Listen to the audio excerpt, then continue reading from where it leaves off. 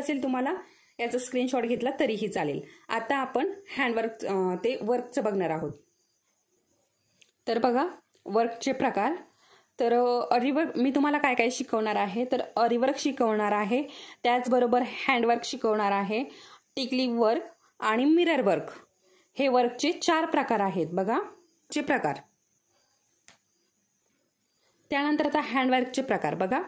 आपण अगोदर हँडवर्क घेत आहोत, म्हणजे हँडवर्क, अरीवर्क, टिकली वर्क, मिरर वर्क हे सर्व काही अरीवर्कमध्येच येतं।